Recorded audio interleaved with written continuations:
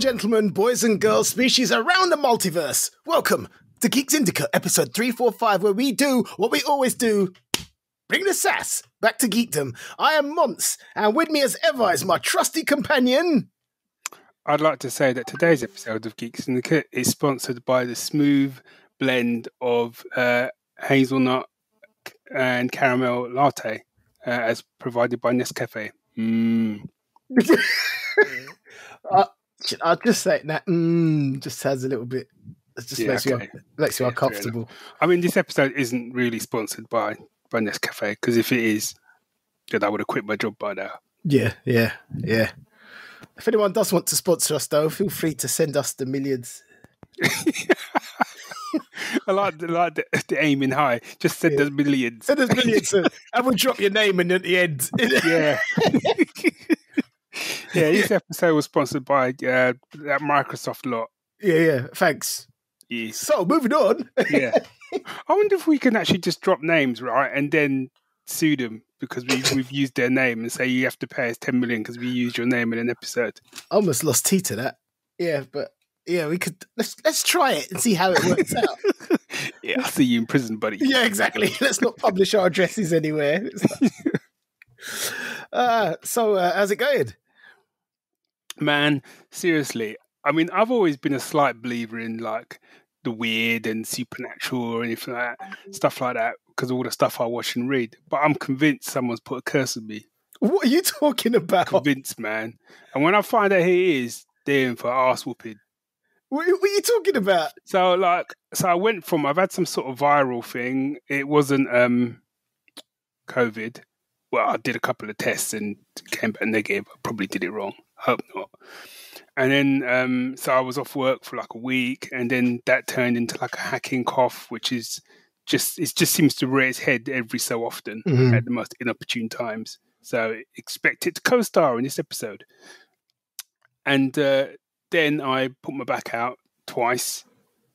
Ouch. So I was kind of laid up, yeah. Boy, and it's still there's no escaping age, man. Yeah, it's still kind of twinging in the shoulder now. It's like the other day, it was like when I thought I'd gotten over it, I was like, oh, it's great to be back. And then I literally put on my dressing gown. That's all I did. I put my dressing gown on, and then suddenly, like, I was at Sue, like, help me.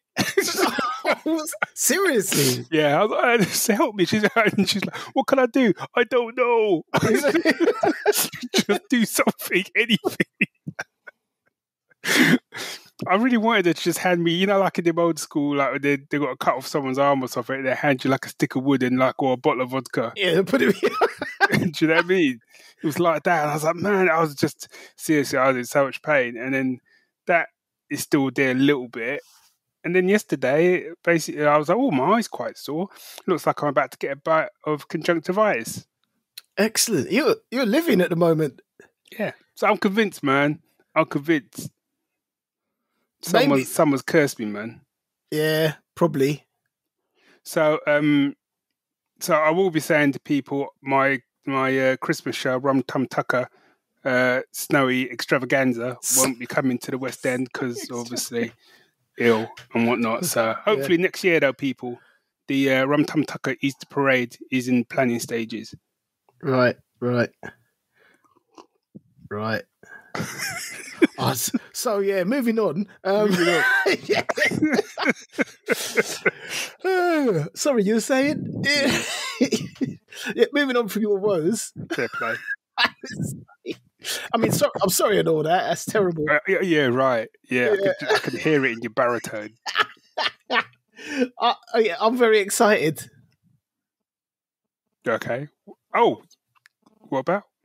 I don't want to be. I'm trying not to be, but I can't help myself. I am excited about going to see the Black Adam movie. Yeah, it's hard not to, man, because it does look kind of tasty. I love Dr. Fate, and I think just Pierce Brosnan is just looking the business. Do you know what, right? The best thing about how Pierce Brosnan looks at Dr. Fate, it isn't even the costume. It's just when he's even just out of costume. I know. I've seen pictures of him in a cravat, and it's just, oh man. I've seen pictures of him just leaning against the wall. I'm like, that's it. Look at him leaning against the wall. Just look at him with a cravat and a waistcoat. Oh, man. People of a certain age must be just losing their minds. Yeah, I'm telling you, man. Yeah, I know. So I've heard some people go, "Yeah, The Rock doesn't give a great performance." I know who The Rock is, man. You know what you're getting, man. I know what I'm getting, and I'm there for him for days. I don't care. I know what I mean. I know what I'm going to. Yeah. Do you know what I mean? You can't put me off. It's not like you're gonna get. It's not like he's playing a fellow. Do you know what I mean? Do you know what I mean? It's like, you know what I mean? Keep your negativity, man. I'm in. Yeah, I don't think I'm going to get a chance to see it at the cinema. I might try, but I don't think I will. But hopefully I won't have to wait. My family have gone away for a few days. I didn't even hesitate looking up the cinema times. As they were pulling away from the driver, you were waving. Like, with the other hand, you had the phone. Yeah. It's a ticket. Yeah. CE. Yeah. It's best be a good seat, man. Otherwise, I'll find you. Do you know what I mean? Put me down for some popcorn when I get there. Oh man, I'm telling you. So yeah, I'm hyped, man. I'm hyped. I bet when you go, you're going to see like people going, you know what? I always thought it was a bit sad seeing someone come to the cinema on their own, but I've never seen someone look so happy to be in the cinema on their own. I'll be sitting there. He's got a glow around him. And I'm going to a picture house, so I know it's going to be like a comfortable seat. Nice. I'm going to have my glass of wine there, my bijou snacks. You know what I mean? I'm ready, man. It's 3 days away. It's 2 days where I'm still like, I'm already. Yeah, Anywho. Yeah. Before we get on, I suppose we should say when this episode comes out, we will still be in our 16th anniversary. Yes, 16 years. 60 OG podcasters. What's that mean? What do you mean, what's that mean? OG. Original gangster, innit? Oh, yeah. What's GOAT mean then? Greatest of all time. Oh, yeah, okay, yeah, I knew that. Well, you clearly didn't. And if you're in doubt, you could listen back. Oh, I'm so not down with the kids, man. Yeah, no, me neither, to be fair. I had to look it up. Yes, so this episode marks our 16th anniversary of doing this chatting nonsense for 16 years. I mean, we've not been chatting nonsense for 16 years. We've been chatting nonsense for a lot longer than that. A lot longer than that. Yeah. Yeah, but we've only been recording it for 16 years. And inviting people along for the nonsense ride. Oh, yeah. What are you doing tonight? I thought I'd record some nonsense. I'm in. So, so it's just, I just want to say to everyone who's kind of stuck with us, if this is your first episode, welcome. Apologies. Yeah, and go back and listen to our very first episode, and again, apologies. I know some shout out to H, she knows who she is, who she told me she'd listened to the our first episode. What, recently? Yeah. Oh yeah. Apparently we were quite inebriated during the episode. No, I remember editing that because we'd never edited anything before. Like, I was at your house and we woke up in the morning and thought, right, let's work out how to edit this episode. And we sat there and there were whole swaves of conversation. We just looked at each other like, I don't remember this. No. We got, I think that was 2 bottles of single malt. Yeah. Happy days. Happy days. Right then. Yeah. Moving on. Bit of news? Got any news?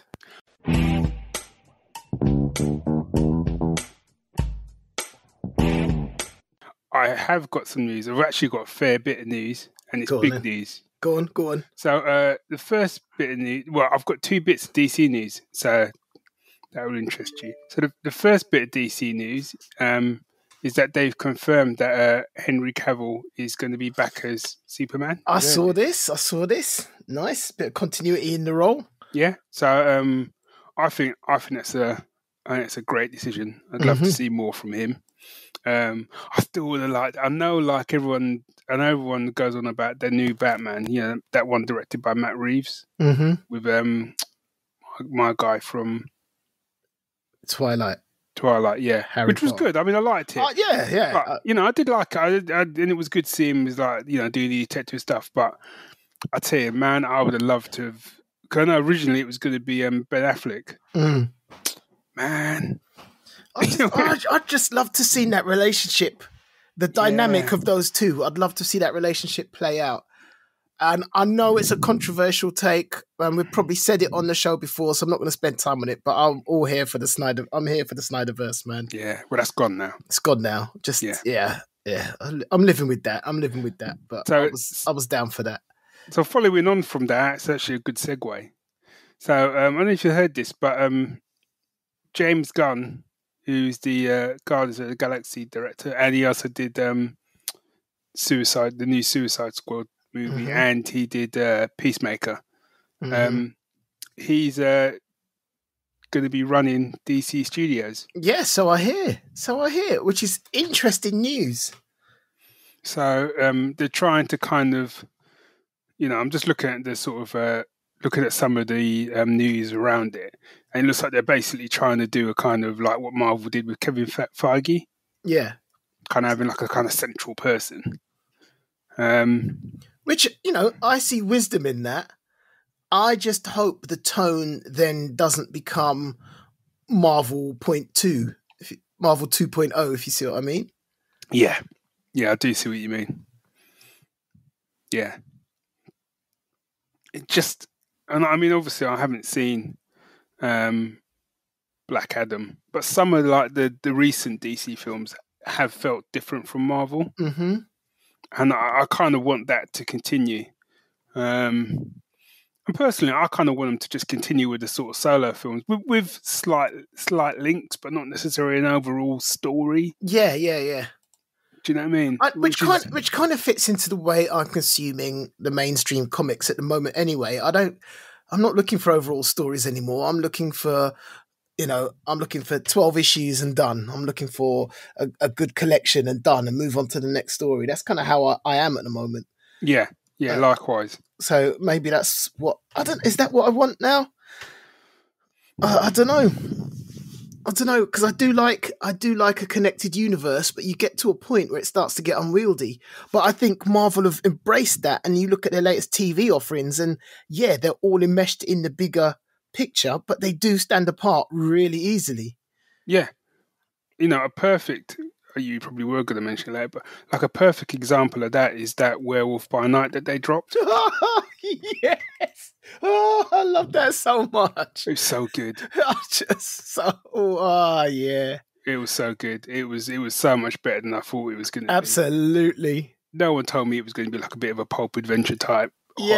Thing, man. Loved it. But it was one and done. Yeah. And it was clearly set within the Marvel universe, just in a different corner of it. Yeah. And they could quite happily revisit that corner anytime they want. Yeah. And that's kind of where I'm at now. That's kind of what I want to see more of, because I kind of think, I know what they're talking about, like the phase, whatever phase. We're in phase 4 at the moment, aren't we? Yeah, well, something. Yeah, I think that ends with like Wakanda Forever, and then I think phase 5 is supposed to be all the multiverse stuff, apparently. But my kind of thing with that now is, I just feel like, you know what? Don't worry about that. I'm not interested. I'm not that interested in another big saga, because. I mean, because you had the saga to end all sagas. You had the saga. You're not gonna top it. You just. I'm not being negative or anything like that. I'm just. You're not gonna top Captain America saying Avengers Assemble. You're not topping that scene. Yeah. You know what I mean? So I'd rather you start to do maybe 3 films that are a connected story. Do you know what I mean? Mm. Like a 3-film story arc or something like that, But we'll see. I mean, they could prove me wrong. So there's that bit of news. And lastly, have you heard the Doctor Who one? And Doctor Who and Disney? Yeah, I have. So Disney have got the distribution rights for Doctor Who outside of the UK. Yes. essentially, which is huge. I mean, that just opens it up like never before. I mean, and Doctor Who's fairly pretty much open up already, but it's just take it to the next level. And it's not. I think some people worried, but it's not. It's not a creative thing they've got. They've just got distribution. Yeah. See, I wondered if that means more money will get poured into Doctor Who. I wonder. Well, see, but then once that starts happening, that means creative decisions start going a bit wider. So yeah, I don't know. But that could, I mean, with Disney involved, that could be the way they're going. Surely, I can't see Disney Plus happy to just sit on the sidelines and just distribute. I could be wrong. You know what I mean, it might be this is how it starts, but then slowly they might just put a little suggestion in here and there. That is the way of it. But I'm saying that, Doctor Who with a bigger budget. Yeah. As long as they don't do stuff, because, I mean, we're what was the spin-off called? Lost my brain. They did Torch. Oh my gosh. Torchwood. When they had that, is it Children? Yeah, was it Children of Earth? Children of Earth, which I thought the story was brilliant. It was meant to be 5 episodes, but America went, no, we need another 5, we need 10, and it just killed it dead. No, hang on, no, that wasn't true. I thought Children of Earth was 5 episodes. I thought it was the one that came afterwards. Okay, well, Children of Earth was great then. It was...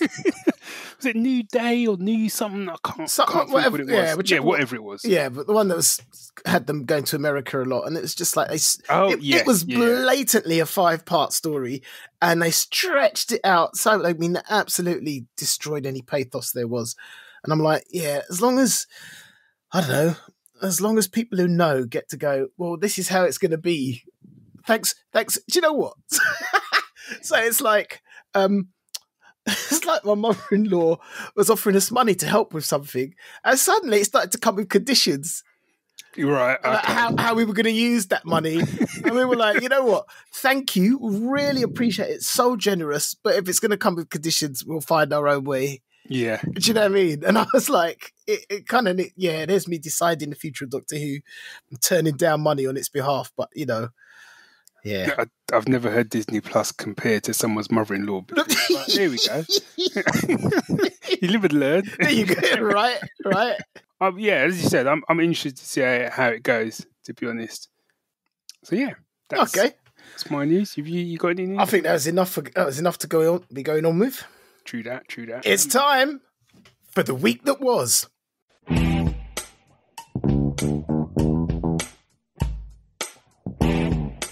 Boom. What you got? I got a comic. Ooh.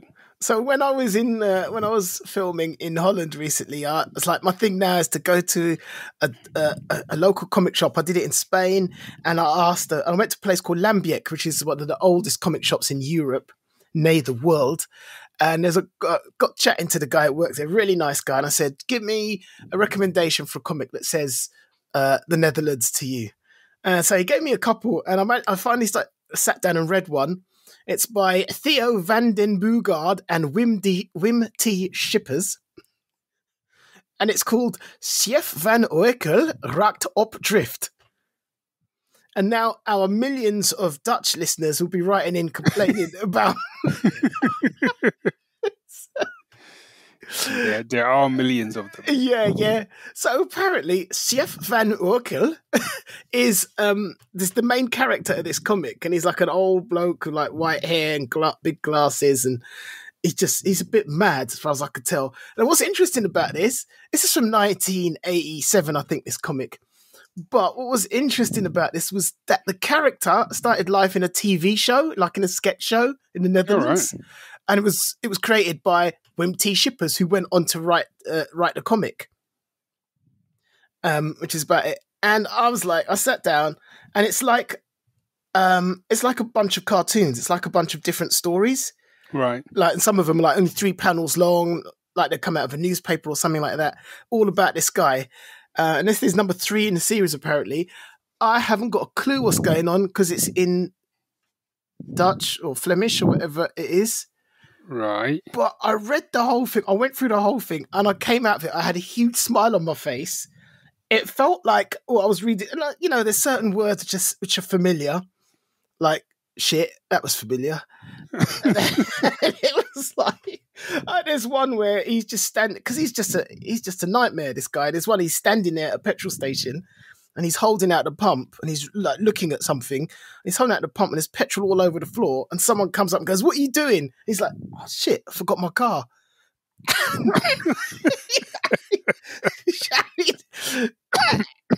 And it was like, I could understand that. And it's just like, it's just nuts. And for some reason, I enjoyed it so much. But also the art. I mean, it's really brightly coloured.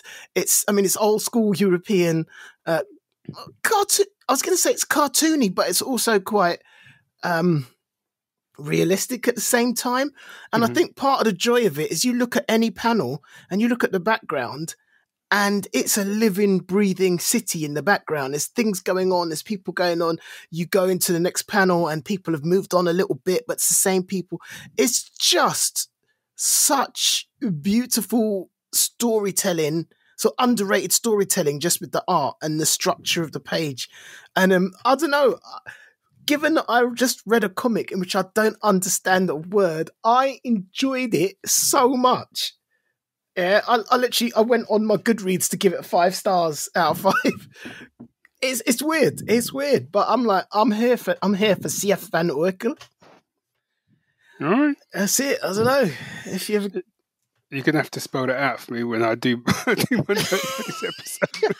I was trying to figure out, and how do you spell that? No. I might just go to Goodreads, because I think I saw it pop up on your Goodreads now that you said Yeah. Oh, okay, no, I'll give that a look. But then I think, if it's a really, if it's a really well laid out comic, then to a certain extent you can follow it without dialogue for the most part. Yeah.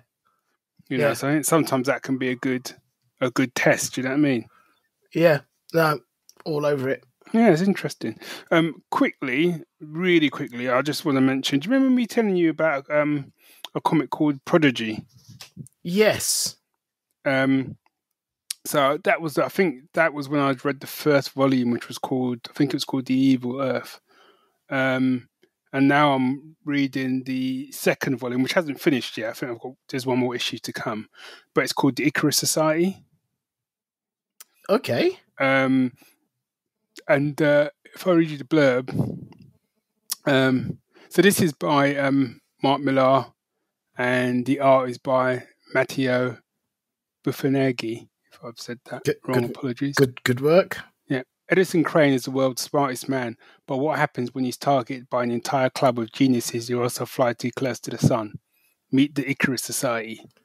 Nice. Nice. Man, let me tell you, these 2 volumes are like, they're probably it's probably in some ways my favourite comics of the year. Oh, really? I tell you, because it's just right. One is full on pulp adventure. This one in particular is full on pulp adventure. 2, the only way I don't like to do that. Like, oh, it's a black, it's a black Indiana Jones, or it's a black. But the best way to describe it to you, like, is the main guy. He's basically a Black Doc Savage. Okay. And he's so much more than that, but like, that's just a good way to kind of put it in your wheelhouse. Do you know what I mean? And both volumes, the art is just glorious. But this one that I'm reading, the art is, it's just next level, really. And it's a proper globe-trotting adventure. And and Edison Crane himself, he's basically Indiana Jones, James Bond, Sherlock Holmes, Bruce Lee, all of the above, all wrapped up into a smart, snappy dressed dude. Nice. And I love it, because I want to get back into buying comics, but I want to buy either hardbacks or maybe the occasional absolute. Yeah, absolutely. And I think you can get Volume 1 as like a sort of softback. But I don't think it kind of deserves it. I really want to see these come out as hardbacks. I don't know if they will or not. But if they did, I would buy them in a heartbeat. Right, yeah, I'm just looking at the cover. That's a nice cover. Yeah. But yeah. It's a great. They're great. It's a great read. They're well recommended. Nice. So I want to. Unless you've got something you were going to specifically say then, because I was going to ask you something. Go ask me something. Okay. So how are you getting on with Rings of Power, Dave? Okay. So you went there. All right. So I've literally just finished episode 5 while I was having my dinner. Okay. So I've got 3 to go. Okay. I'm not hating it, but I'm struggling in so many ways. To a certain extent, I'm enjoying it, but I'm struggling in so many ways. And there's certain directions they've taken that I don't sit right with me. Is that certain directions, as in differences from the law? Nah, that doesn't bother me. Just differences in the way it's been what I written, had to say, I mean, I need to go back and it makes me want to go back and read the Silmarillion, right? Which is not an easy task. But the reason it doesn't bother me is because quite early on, reading around it, I went, "You've got to treat this like Lord of the Rings fan fiction." Yeah. You know, brilliant. It's quite expensive fan fiction, and well funded, well produced fan fiction. You might say it's the most expensive fan fiction exactly ever. So, but that's what. So I got my head around that at the beginning. But there's certain thing. But the problem is you're using names and stuff which are familiar. So even though I'm going, yeah, it's just fan fiction, there's still a certain expectation that I can't help. Right. It's going to be there. So. All right. So first of all, I'm struggling with the Harfoots because part of me is like, what are the point of them? Yeah, I don't understand. I mean, I mean, I'm not, okay. There's this stranger who's appeared amongst them, but I'm like 5 episodes in, and I'm like, what is the point of you? Every time you come on stage, I'm like, you know what? That young girl's acting really nicely, and what? Do you know what I mean? I don't get it. The other thing I'm struggling with is like, why have you made the elves such baddies? Everybody hates them. Everybody, men, dwarves, everybody. Why have you made them so annoying? The thing that got me, and it's quite a nuanced thing, and I don't know if people would have picked it up, but in one of the spoilers, people that haven't seen the show, by the way, in one of the early episodes, you had, I've forgotten his name now, the black elf. I call him Randolph because I can't remember his name. You call Randolph from? I don't know. Is it Rondare? Yeah, that must be it. Randolph the elf. Do you know what? I might just stick with Randolph. Yeah. There's a bit where literally he and me and you have been in this situation many times in our lives, and a lot of those times together, where he literally walks in to a bar, or no, he walks into like the sort of tavern or whatever, and it was like, we don't like your kind in here. You know what I mean? That was us growing up, man. Yeah, and I was just kind of like, did it have to be the black elf? You know what I mean? And the thing is, grief. And I can get that if you're white and you're listening, you think, isn't that, that might be a bit much, but you got to understand, we lived that, and we lived that with fear again and again and again. So you see that and you just go, oh, same old story. And you go, okay, they're responding to an elf, but it's still the black elf and it still resonates. Do you know what I mean?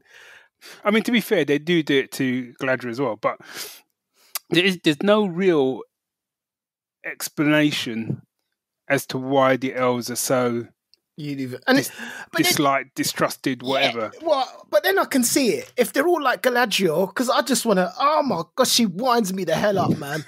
She's so, I think she's a good actress, yeah? Mm-hmm. But I think that when you write a character that is obsessed or whatever, you can still find some nuance within it. But she's just one note. And I'm not blaming her. I think it's the way she's been written. She's so utterly one note. She's just like, and the closest it got to giving me some nuance was just in the episode I've just watched where she said, my people mutinied. Oh, well, took them long enough. my best friend conspired to get me exiled because they couldn't discern between me and the evil they were fighting. And I'm like, if the elves are like you, no wonder everyone hates them. And more than that, it's like, you know what I mean? You're trying to inspire people to follow you into battle. I wouldn't trust you because I don't believe you would have my back if I didn't serve your purposes. Yeah. I wouldn't. I was like, you're not inspiring to me. And it's also the way she's coming at it. She goes, you must come because, you must be loyal to the elves. Wait. I thought you all had a partnership. Well, it's loyal to you. Surely you're loyal to life and blah, blah, blah. So can you hear me? I'm getting annoyed. I know. Isn't there a bit she drops a proper diss on the Queen of Numenor or whatever, where she basically goes, well, just remember we gave you this island. I was just like, wow. And the next thing is the prison door closing. I was like, you deserve that. You brought that on yourself. And I think my boy, some people call cut price Aragorn, but I won't call it that. I think he dropped some line when she's in there going like, oh, that went well, do you know what I mean? Yeah.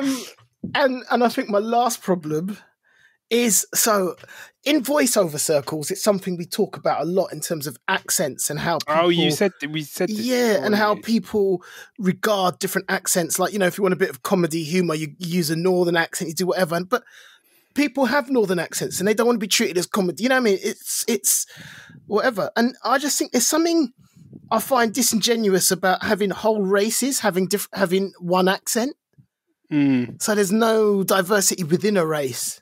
Yeah, that's a good point. So it's like all the Harfoots are Celtic, all the humans are like this, aren't they? They're from South East London, all the estuaries, aren't they? Because they're mired, and it's to show you that they're mired in the muck and the filth when they need like the men of Numenor or the elves to lift them out of it. That's what that's about. Governor. Orcs have it. Orcs are even more like that, aren't they? They're deep in it, but they're a bit more gravelly. And then but then suddenly the elves come along and we speak in poetry, and so much so that I feel like I'm watching amateur dramatics, and it's just getting on my wick. And then it's like, and the men of Numenor, they're like a halfway house between the men and the elves. And I'm like, oh, come on, this is just lazy. I find it lazy. Yes, I'm quite enjoying it all in all. So I've watched it all, and I have to say, episode 6, I thought was in many ways probably my favourite episode. And I won't say what happens at the end, but then when I started watching episode 7, I got properly annoyed. I can't say why I was annoyed until you've seen it. It won't be long. But I was just kind of like, really? But I think the place that they left me by the end of it, if they dropped a second season, I would give it a go. Okay, that's interesting. Because I think where they kind of position certain things, and it's a mild spoiler, but I mean, let's be honest, you'd figure out that the dude's going to talk eventually. Once the stranger dude talks, yeah, I'm like, I'm so simple. I'm so simple. But the minute he talked and he dropped a line, I was like, you know what? All right, I'll give you a go. Okay, it's on. You know what I mean? I'll give you a go. And also, I always remember absolutely hating the first season of Star Trek Next Generation. Like, hating it. No, likewise. Not even like, I don't really like it. Like, actively just what the hell is this, man? This is nonsense. This ain't Star Trek. This is nonsense. And then you got to the second season, you got the ball guy. I was like, oh, okay. Yeah. Yeah. So I'm of that, if you come around, and to be honest, second season of this, if it does come, it ain't coming for a couple of years anyway. So I think they've then got the time to like take a good long look at what they've done. Yeah. Yeah. Yeah. Because there's some stuff, like I said, and it looks amazing. It looks amazing, looks glorious. Some of the characters get some good stuff in there. Like I like Elrond and I like Doreen. Yeah, they have a good relationship. I kind of like their friendship. It's kind of one of the sort of things that kind of kept me in the show. Mm. Do you know what I mean? the music's wicked. Bear McCreary is doing some of his best work and stuff, and the pieces have been moved in certain ways at the end. Where I'm interested to see where they go with it. But I won't lie, some of it was hard going, and I don't believe every episode needed to be over an hour. No, I'm with you. So yeah, Rings of Power / Smallville Does Fantasy. Because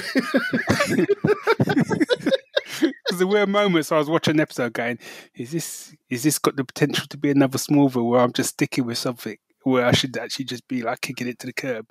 But then I think no. Then I think there's enough in there that I kind of still enjoy. Yeah, I agree. And it's nice to watch. And to be fair, it's nice to watch something which is fantasy, but isn't that kind of grim, dark, bleak fantasy? Yeah.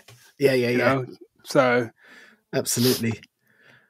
And then there's Andor, which has finally started to get spicy. How many episodes have you watched? I'll tell you. Andor.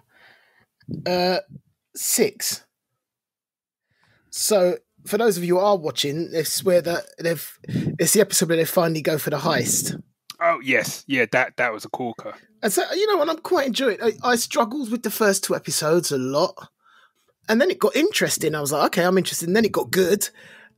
My biggest problem is I'm still not believing everything you're trying to make me believe about Andor himself. Right. That's I like the world, I like what's going on, all the rest of it, but it's like, first of all, you told me he was a womanizer, and I wasn't seeing it, and then you showed me everyone willing to put it on the line for him, and I wasn't seeing it, and then he met up with this bunch of rebels, whatever they are, and they ask him questions, and he starts spouting wisdom, and I'm like, oh, where did that come from? And I'm like, I'm not, and again, just like with Galadriel, it's not his acting that I've got the problem with. It's just certain. It's kind of the way he's written. Certain narrative choices. Certain narrative choices kind of pull me out of it a little bit. So I'm enjoying it, and I'm enjoying the larger world that they're kind of crafting and stuff like that. And it's got a similar tone. I actually went back and watched Rogue One, and I hadn't watched it. I'd only seen it once at the cinema. Yeah, so likewise. It was great to watch it whilst I was off sick, so I just stuck it on. And man, that film is good. I'd forgotten how good it was. Okay, that's one for the weekend. Yeah, I'd genuinely forgotten how good it was. But Andor's got a similar tone. However, again, it's that thing of Rogue One knows how to kind of keep the pace where it is a little bit slow, and then it's boom, is an action sequence, and it's a little bit slow, character, boom, action sequence. Whereas I think for me, Andor is a lot of character, boom, yeah, action sequence, character, and if that's your bag, that's your bag. Do you know what I mean? But I'm gonna put my hand up to something now. So I was watching. It must be episode 7. Yeah, it must be episode 7. And I mean, I had a long day, maybe. I don't know what it was, but I actually fell asleep. Oh dear. And I don't think it was the fault of the show. I don't know if it was the fault of the show. I mean, you know what? To be fair, you haven't. You have been cursed. Yeah. But 1 minute I was watching it, and then the next minute, like, I was kind of like, what? So, when you get to the end of the episode, you understand something drastic happens at the end of the episode. I was kind of like, how did we get here? Like, rewind. And then the credits were rolling. I was like, what the hell have I missed? So I was like, maybe I've only missed like a couple of minutes, and I started to scroll back. I was like, don't remember that. So, but the pacing is, but I do think it is quite slow paced.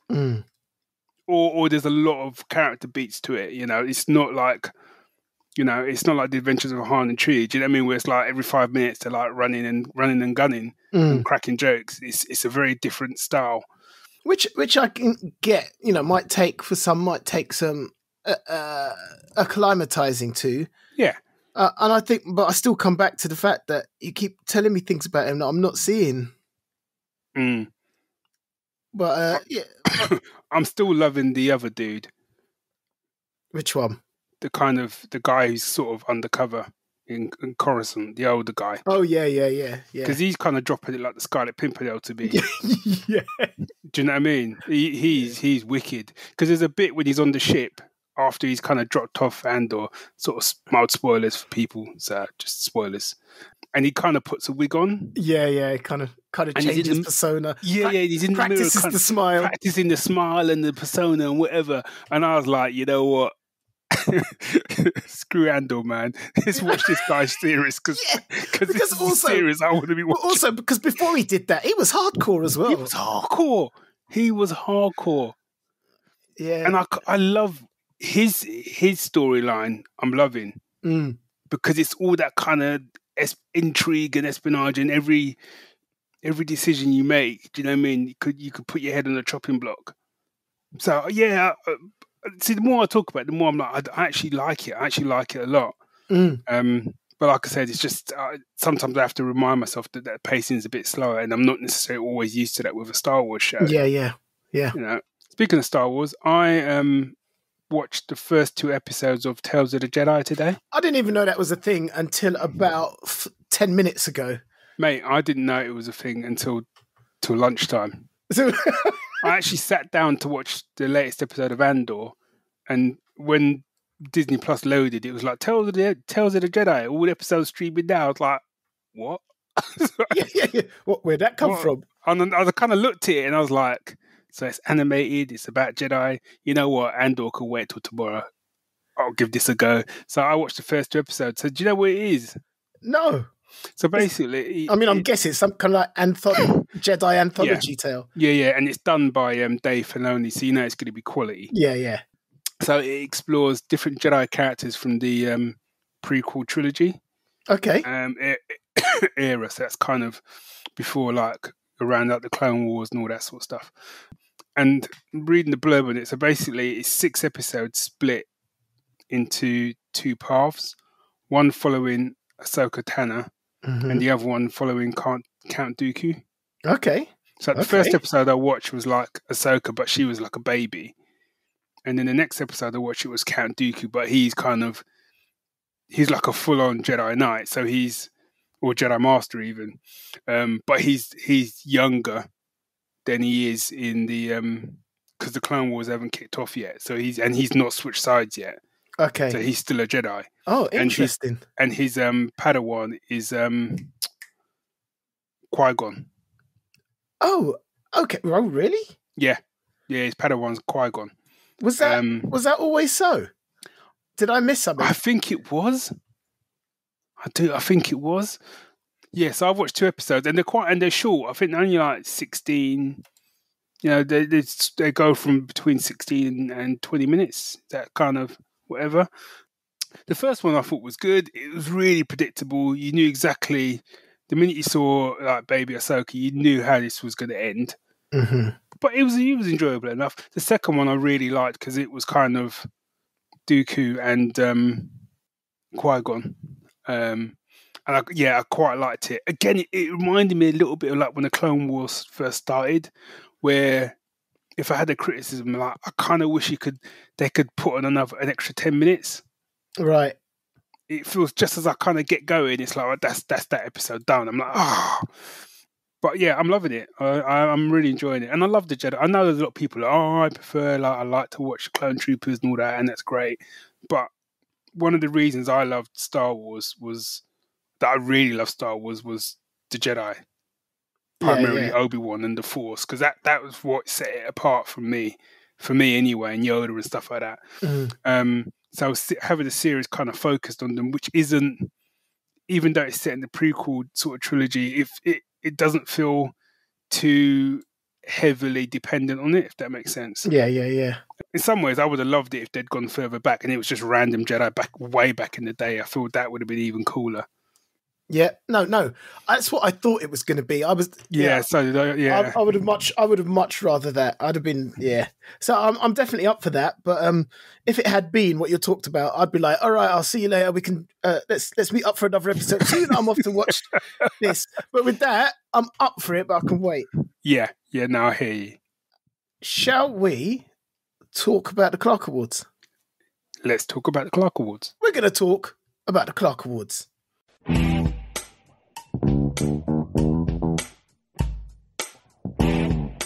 So, the Clarke Awards, as we record this, the Clarke Awards is happening tonight. So, this is an award that was set up by Arthur C. Clarke, who wanted to invest back into British sci-fi. It's in its, is it 36th year? Something like that? Give me a second, I can tell you. 36, yeah. Cool. The judges this year had around 100 books submitted to them, which they had to read, and whittle it down to 6 books. And tonight, as we record, probably as we speak right now, the winner is being announced. So I'm going to go through each one. I'm going to give you the blurb. You tell me what you think, and I've read all of them. You tell me what you think. I'll tell you what I think and which one I think should win.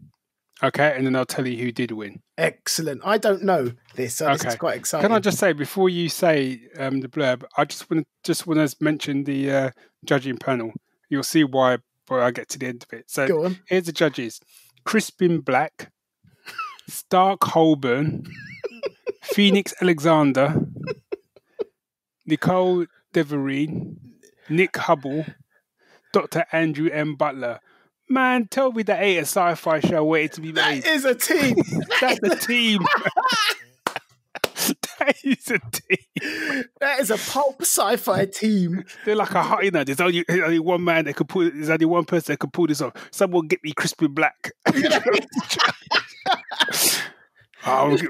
We're going to need arms in this. We're going to have to get Stark Holborn on it. Do you know what I mean? I'm there for days, man.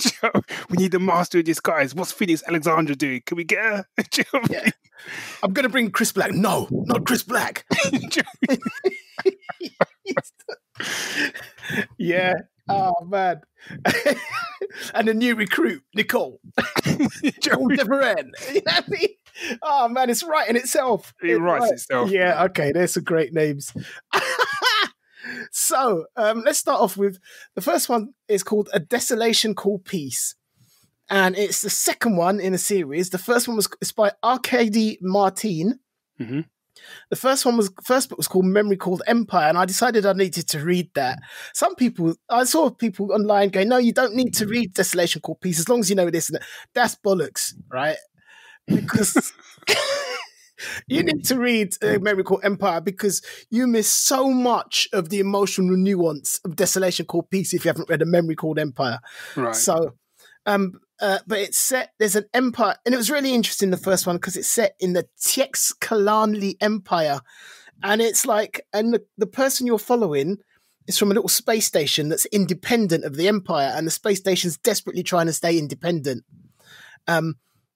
And so this ambassador is sent to Tiex-Kalanli, and it's interesting because she loves Tiex-Kalanli culture, but also wants to be loyal to her independent station. So it's like that whole kind of culture thing was interesting. So, but in the second one, an alien threat lurks on the edges of Tiex-Kalanli space.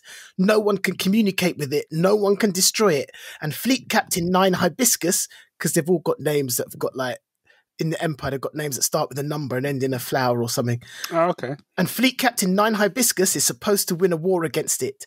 In a desperate attempt to find a diplomatic solution, the Fleet Captain has sent for an envoy to contact the mysterious invaders. Now, Mahet Zmer and 3 Seagrass, both still reeling from the recent upheaval in the Empire, face an impossible task.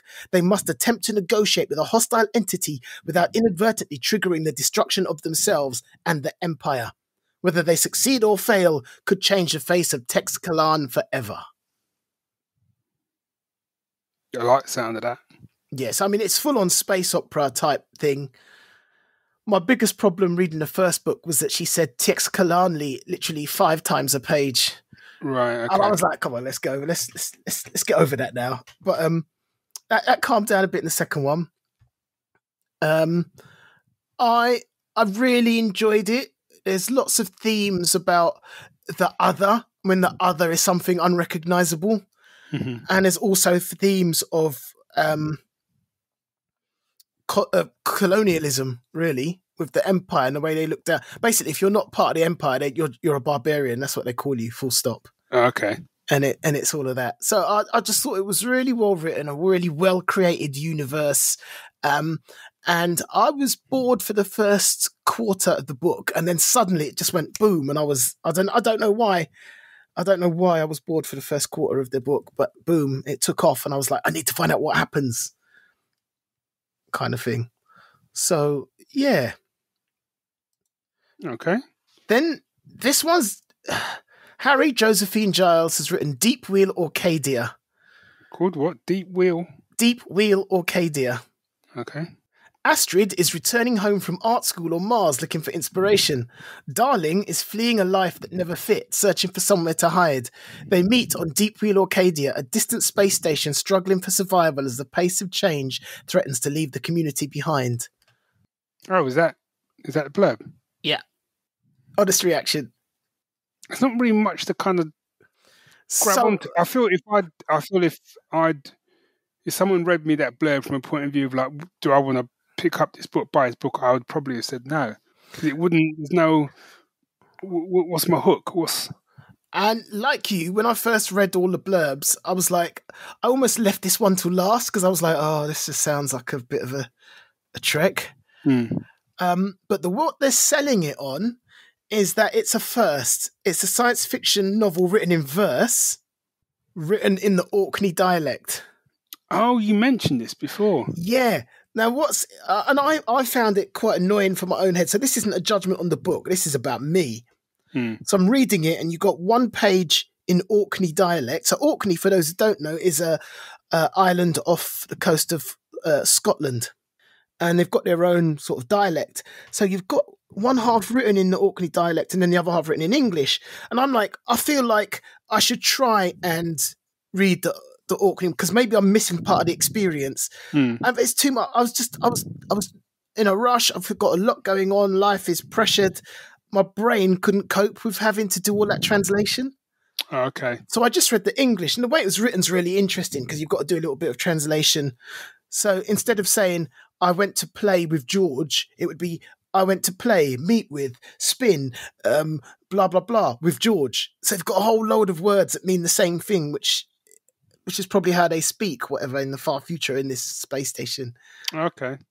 But I was like, I just kind of found it annoying having to skip a page or wondering if I should. For what it's worth, I thought it was really well written, but then it kind of, but there was a hint of, it was about a space station falling behind with the times and trying to survive, which is very similar to what I'd just left with. But, and then there's hints of something bigger coming along, just like the enemy and the one we just talked about, and then it ended. Oh. And I was like, so what's happened? Where's it gone? And it was only 176 pages, so I was like, what? Is there another one? What happens now? I mean, it was, yeah.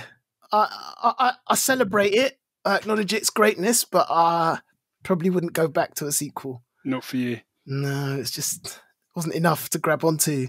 Okay. But it was, and I'm not saying it was a bad book at all. It's just... Yeah, and not every book can speak to everyone. Do you know what I mean? But I wanted it to. Yeah. It's the kind of setup that I like, the whole space. Anyway, next one is by Kazuo Ishiguro, and it's called Clara and the Sun. Here comes the blurb. From her place in the store, Clara, an artificial friend with outstanding observational qualities, watches carefully the behavior of those who come in to browse and of those who pass in the street outside. She remains hopeful a customer will soon choose her, but when the possibility emerges that her circumstances may change forever, Clara is warned not to invest too much in the promises of humans. Wow, that sounds proper deep. So this is from a guy who won the Nobel Prize in literature. See? I'll rest my case. And so what? And nothing's explained. Nothing is explained. Yeah. So basically, you're seeing the world from the point of view of Clara, who's obviously a robot. So there's artificial friends, which are robots to be companions for children. Okay. And it seems like in this world, some children have been given some treatment which is meant to elevate them somehow. And when you're elevated, I think they call it lifted, I can't remember, then you get to go to the best university. So again, there's this whole thing about classism and stuff going on. But you see the whole thing from Clara's point of view and her loyalty to the girl who she's bought for. And what's fascinating is you don't quite understand what's happened to the world. You're just getting glimpses of it because Clara's not really concerned with the overall picture. She's just concerned about her friend. And it's really interesting because you don't really know what's going on.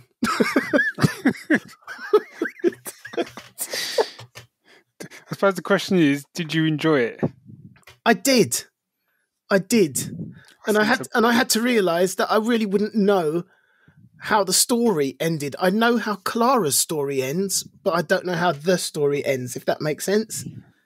And I had to live with that because once Clara's bit's done, you don't know what happens to the girl she was bought for. You don't know what happened to the people around her. That's it. Right. Do you know what I mean? So it's like, okay, again, do you remember watching War of the Worlds, Tom Cruise one? Yes. And people complained, I didn't know what was going on. But that's because you saw it from Tom Cruise's character's point of view and no one else's. So if he didn't know, you didn't know. Yeah. And it's that kind of thing. Oh, okay. Okay, yeah, I get you. Yeah. A River Called Time, I've talked about before, by a friend of mine, Courtier Newland. Here's the blurb. The Ark was built to save the lives of the many, but rapidly became a refuge for the elite. The entrance closed without warning. Years after the Ark was cut off from the world, a chance of survival within its confines is granted to a select few who can prove their worth. Among their number is Marcris Denny, whose path to future excellence is marred only by a closely guarded secret. Without warning, his spirit leaves his body, allowing him to see and experience a world far beyond his physical limitations. Once inside the Ark, Denny learns of another with the same power whose existence could spell catastrophe for humanity. He is forced into a desperate race to understand his abilities, and in doing so uncovers the truth about the Ark himself and the people he thought he once knew. And that sounds interesting. That does sound interesting. So what Newland's done here, he has brought into line a whole heap of concepts. So this is set in a world where slavery and colonialism never happened. Oh, okay. But it still does lean into social inequality. Yeah. And a search for the truth. So, you've got the elite setting. Some things happened to London a couple centuries below. It sounds fairly post-apocalyptic. So the Ark is this big building that was built on what was once London, as far as I can tell. Right. And yeah, so what happens is this guy starts traveling astrally and he realizes that to beat the guy who is his equal and opposite, he has to go into another version of himself. And when he gets into another version of himself, he can't really remember why he's there. He just has to find his way. So his spirit does it, but he's a completely different person almost. And then he comes out again and goes into, and what you realize is he's not going back. He's not like slipping into another world and going back to the original. That's done. Oh, wow. So again, it's this idea of moving on and not being able to know the whole story. Yeah. In a place. And the way it ends, you realize again, just like Clara, you're not following the story. You're following Denny. Yeah. And his journey, and it's quite, and it deals with meditation and advanced meditation techniques and things that have come from Africa because of that's helped it the world develop because it wasn't shut down by colonialism. So it's huge and it's mind blowing, and you've really got to get your head around it what you're reading because it's not comfortable. Not in that it makes you uncomfortable, but the way it jumps is kind of like whoa, where are we now, kind of thing. Right, Does that make sense? Yeah, it does, yeah. All right, two more. Okay. This one's mad. This is by Mercurio di Rivera. I mean, the names are great. This is called Wergen, the Alien Love War. Right? I did hit it right. Wergen, the Alien Love War. Yeah. So this is about humanity encounters these aliens, and literally, we are a drug to them. So they look at us, it's like they can't stop looking at us because we're just beautiful. It doesn't matter what we look like. It's something about the human physiology that the pheromones or whatever that touches them and makes them just want us and want to serve us. Interesting. So because the Wergans are highly sophisticated alien race, biochemically infatuated with humans. They crave us, they need us, while we need their technology. Humanity does what it always does. We exploit them. Until, that is, the Wergans find a way to circumvent their addiction. Ooh. And what it does, what it feels like at the end of the day is they've taken a bunch of short stories and put them all together into a novel, and they make an overarching story. Oh, okay. And some of the characters will turn up in another story or will be mentioned remotely in another story. And it's just about how humans and Wergans try to, find their way through the universe. And it's basically like an anthology type thing. Yeah, but you don't realise that till you're about halfway through. Oh, okay. But I mean, there is a connected anthology as well. It's not just, they all do connect. Yeah. And they all make the whole story. No, I found it absolutely fascinating. You know what I mean? And it's really because they were so subservient. Most humans kind of ended up hating them because they just wanted to be near us, not leave us alone and whatever. Like when someone's just really needy and it just gets a bit smothering. Imagine a whole race of that. Yeah. So no, yeah, it was. I thought it was fascinating. I thought it was really well put together. Okay. Finally, Aaliyah Whiteley has done Skyward Inn, but also, sorry, it's also about different species and prejudice. Seems to be like the vein running through them, doesn't it? Yeah, and there's a bit of, and the way that the aliens mate amongst themselves, it's like some kind of body horror story. I'm sorry. That puts me out straight away. I mean, no, it's not done in horror because, like, when humans see the way they mate, they're like, "What the hell?" And like, and they're like, and Wergan's like, "No, what's wrong with you? I've been looking forward to this." Do you know what I mean? This is. I feel sorry for you that you don't do it this way. Do you know what I mean? So it's kind of weird. And then the body horror continues in Skyward Inn, but only anyway. Skyward Inn, within the high walls of the Western Protectorate, is a place of safety where people come together to tell stories of the time before the war with the Kita. But safety from what? Kita surrendered without complaint when Earth invaded. Innkeepers Jem and Isley, veterans from either side, have regrets but few scars. Their peace is disturbed when a visitor known to Isley comes to the inn asking for help, bringing reminders of an unnerving past and triggering an uncertain future. Did humanity really win the war? Yeah, see, that's my favourite blurb. Oh, is it? Yeah, just because it's a couple of people in a pub. That to me, no, but I don't know. It kind of had a bit of a John Carpenter kind of sort of Precinct 13 type vibe. I don't know. I kind of like that idea. Yeah, I like that, and they're both from people that run it are both. So people that run it are both from. Each one's from a different side then. Yeah, and so they're together. Okay. Yeah, but Isley, who's the alien, he refuses to touch Jem, who's a human. Right. And as it goes on, you start to understand why, and that's where things start to get a bit weird and a bit horrible. But it's also, as horrible as it gets, people are like, yeah, this is the way forward. So again, it's very like, I think my whole point here is that all of them are really similar in their themes. Okay. No, I don't know. Got that vibe. So part of me is like, does that say something about the kind of output that's coming out at the moment, or does that say something about the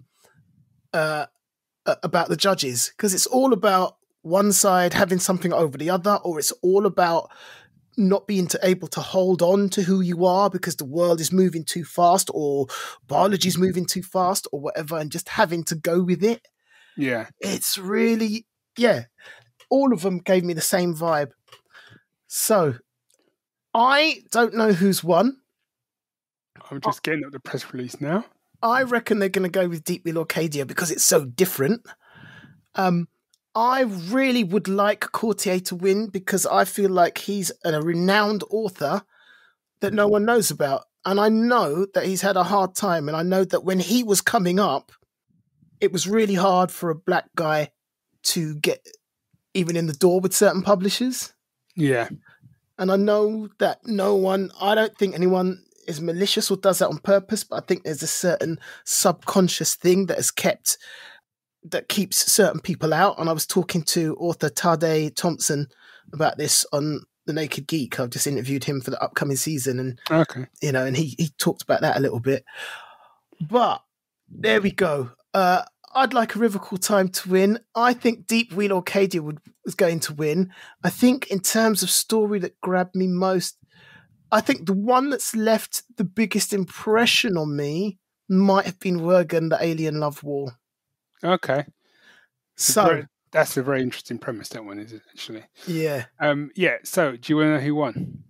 Go on. So as this has basically been announced tonight, I mean, not as you hear it, but as we're recording, it's been announced tonight. Yep. So the winner is, you were right, Deep Wheel Arcadia. I knew it. I'm sorry.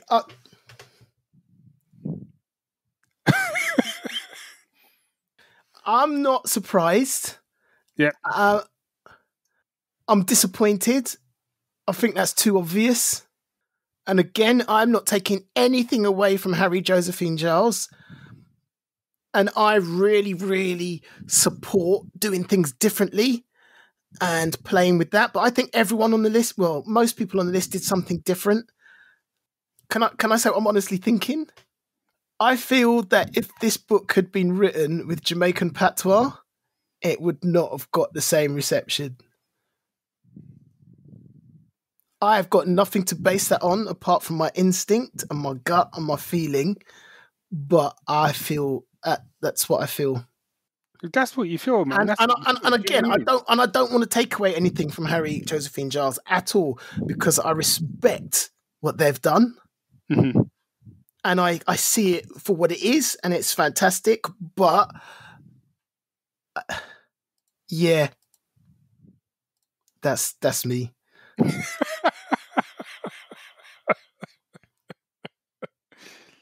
Well, I've not read it, so I can't. And you know what? And if I ever sat down with Harry Josephine Giles, I would say, look, I think this is amazing. Tell me about your blah, blah, blah, blah, blah, and where it comes, blah, blah, blah. But as a choice by a group of people, I'm a bit disappointed that I wasn't surprised. But well done to the panel for sifting through all those books and putting out some quality reading materials as their shortlist, because every one of them is quality book. Yeah, and I think I will. Yeah, there's a couple. Let's say there are a couple of those I quite like the sound of that I'd want to pick up. Do you know what I mean? Mm. All right then. I mean, you know. Yeah, don't bother with the applause, man. You dig into round of applause ain't gonna dig you out. You know? No, but it'd be interested to see if they did do that, if someone did that, you know. Yeah, I mean, because I think, like I said, I wanted, and I have to question myself, because I wanted Courtier to win. I said Wergen Love War, Alien Love War stayed with me. I wanted Courtier to win, not just because he's a friend and because of the history there, but I thought it was quite a daring book to do. And I've said this before on the show, the fact that you're not following a story, you're following a person. And that's what you've got to get your head round. Yeah. Yeah, you're not going to get completely what you want out of it, because it doesn't sit nicely in a certain place. And I thought it was quite daring. I thought it was quite out there. I thought it was very different to most things I've read. So, yeah, I kind of think it deserved. But I think they all deserved it. But I was rooting for that. Wergen Love War, Alien Love War was the one that stayed in my head. Right then, we've been going for way over an hour. We have. So round us up, buddy. So I would be really interested to hear from anyone else that has read the Clarke offerings, to see what your point of view is, and tell me if I'm wrong, tell me if I'm right. I'm easy, I'll take it, I'll hear your arguments.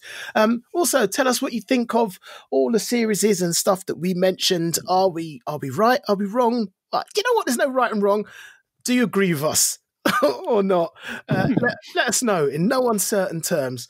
And you know how to do it. It's the geeks at geeksyndicate.co.uk, or we're on Twitter, we're on Facebook, we're on Instagram. Find us, talk to us. Until next time, Geek Syndicate. We out.